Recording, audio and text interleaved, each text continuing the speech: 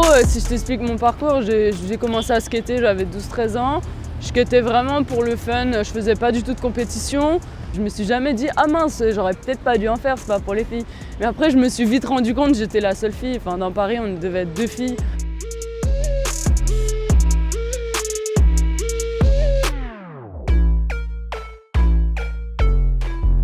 J'ai commencé à faire 1 ou 2 compétitions vers 18-19 ans, mais à côté de ça, en fait, j'ai continué. Je faisais du sport, du badminton en club, et je faisais des études. Donc, je suis allée en STAPS, j'ai fait une fac de sport.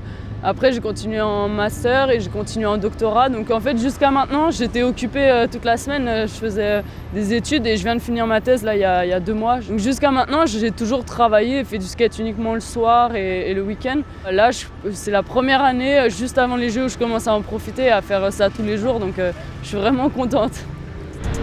Yo, ça va ?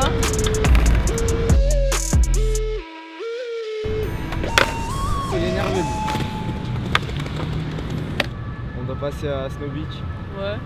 Tu vois, dans d'autres sports, il y en a, ils se tirent dans les pattes pour passer devant l'autre ou quoi. Le skate, c'est vachement, tu vois, on fait des soirées tous ensemble. Il n'y a personne qui se prend la tête, tu vois. Ouais, c'est ça, t'encourages ton pote pour qu'il réussisse le contest. Alors que sa figure, elle est mieux que la tienne.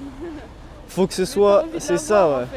Faut qu'il y ait l'esprit famille qui reste. Les mecs qui sont contre les JO, il n'y a rien qui les empêche d'aller skater dans la rue et éteindre leur télé et fermer leur gueule aussi, quoi. Je dis n'importe quoi, mais tu peux te retrouver aux JO, c'est toujours l'exemple que je donne un peu.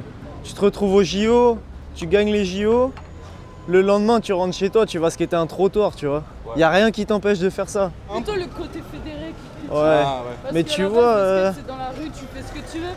Et c'est pas quelqu'un qui va te dire tu dois faire ci, tu dois faire ça.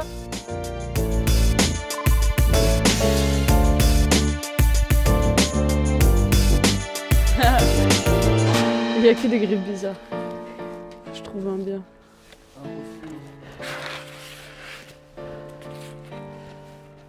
T'as vu le grain?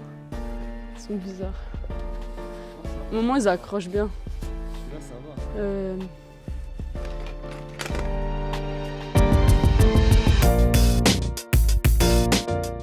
Tu vois, genre je suis la seule qui a le droit de passer derrière le comptoir.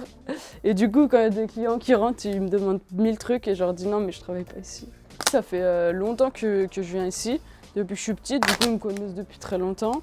Puis vu que j'ai progressé, j'ai fait un peu de compétition, j'étais visible sur la scène parisienne.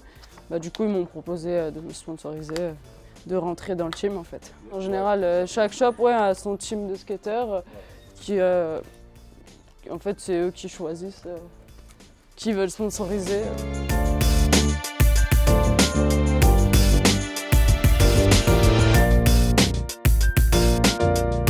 Avant, tu vois, le skate, il y a des vidéos, ça sortait en cassette. Bon, après, c'est sorti en DVD, mais t'allais les voir dans les skate shops, etc. Et maintenant, tout va trop vite, en fait. Tu prends ton portable, tu peux regarder 5 vidéos de skate ou tu défiles Instagram, t'as tous les nouveaux tricks qui viennent de sortir. Et c'est comme ça aussi que ça évolue, mais tout va trop vite, en fait. T'as quelqu'un qui va apprendre un trick à l'autre bout de la planète. Il va le poster sur Instagram et 1 heure après, tu peux avoir le même tricks mais sur 10 marches en plus, tu vois. On va aller s'entraîner à Chelles. C'est là où moi je skate tous les jours et Joseph skate de temps en temps. Ouais.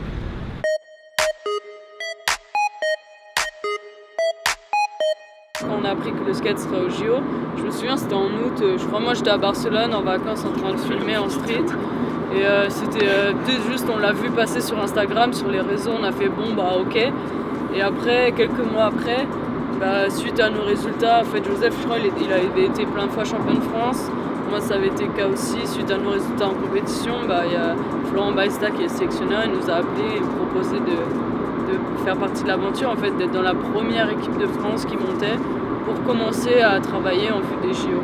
Du coup, on est 8 là sur la dernière sélection pour aller là jusqu'au JO de Tokyo. Pour l'instant, on est sur un circuit qualificatif.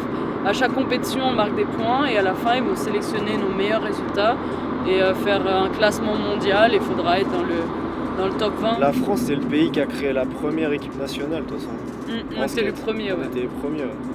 On avait fait une tournée au tout début en Amérique pour s'entraîner et puis tu sais, pour partir, comme c'est vraiment là-bas que ça a commencé. Et les ricains, ils nous croisaient dans les skateparks, ils nous demandaient un peu ce qu'on faisait, si on était une team pour un sponsor ou quoi. Et quand on leur disait qu'on était l'équipe de France pour les JO, ils hallucinaient, tu vois. Et eux, tout le monde a trouvé ça super cool, tu vois. Joseph, il avait pas Je n'ai encore jamais vu le bol. Il a l'air trop bien. Là, c'est mouillé, du coup, je peux pas le skater. Fallait venir hier. Mais ouais, il a l'air grave bien. Et je m'attendais à plus profond, tu vois. Genre en superficie, il est grand et il a l'air parfait. Mais je m'attendais à avoir des plus grosses rampes. Mais c'est bien, tu peux apprendre des trucs comme ça. J'ai commencé le skate vers l'âge de 5-6 ans au Havre. C'est là que je vis depuis que je suis né. En gros, mon frère, il en faisait, mon grand frère. Et tu sais, c'est un peu le modèle quand t'es plus petit. Du coup, j'ai essayé de monter sur sa board.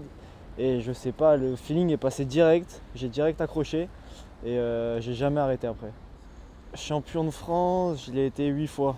J'ai été champion de France en street 6 fois si je me trompe pas, et 2 fois en ball. Et après j'ai été dans toutes les catégories. Quand j'étais petit en moins de 16, en 16-18 et en plus de 18.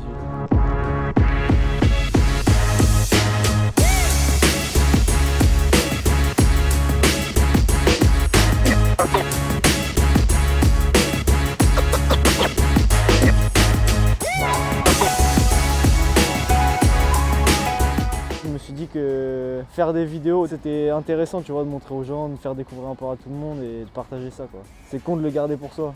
Il y a des skateurs qui sont pas trop, tu vois, qui veulent pas se mélanger du tout aux autres, qui restent dans leur truc vraiment focus, tu vois. Et je sais pas, je trouve ça con un peu. Je préfère l'ouverture d'esprit, c'est plus cool, tu vois.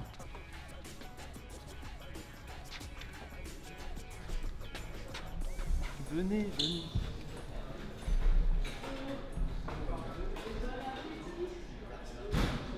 Ça fait plus de 20 ans que je travaille ici au Cosa Nostra Skatepark. Je suis l'un des fondateurs et je suis salarié aussi ici. Et j'ai entre autres comme fonction de coordonner un peu le site. J'ai eu ma première planche en Noël 79, au début du hip-hop.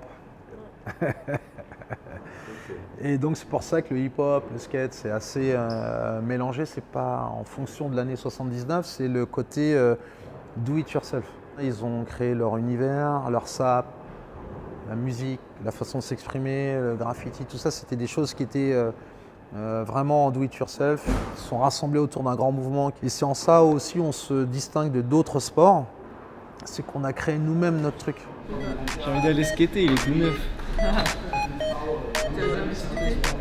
Ouais, je jamais skaté,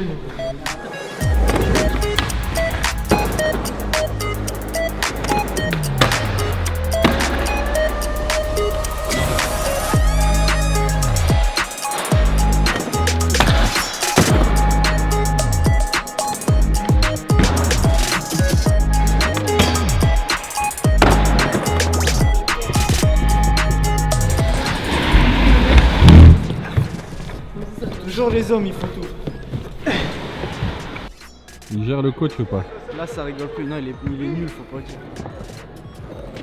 Alors on met en place des scénarios, c'est des séquences de run. Un run c'est à peu près 1 minute en compétition. Et au fur et à mesure de l'entraînement, on colle toutes ces séquences. Si je compare ça avec un slam, avec un morceau de hip-hop, ils ont des syllabes, ils ont des mots. Ils essayent de faire une phrase pour après faire un couplet. Et là dans le flow qu'ils ont, l'idée c'est de rapprocher les tricks le plus possible. J'ai mis mes écouteurs, vous m'avez saoulé. Qu'est-ce que t'écoutes? J'écoute Travis Scott là. Ah ouais? J'écoute Move bien sûr. Du bon son. Avant je mettais pas du tout de musique. Je suis dans un mood musique là. Un mood Travis Scott.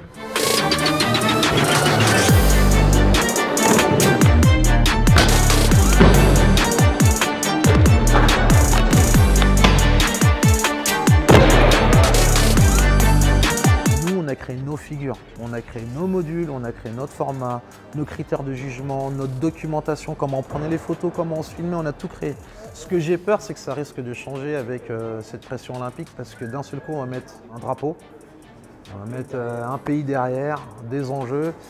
Et de skater avec ça sur les épaules, c'est autre chose que de skater même entre potes ou même entre personnes qui ne se connaissent pas, c'est autre chose. Move Radio, Hip Hop Nation.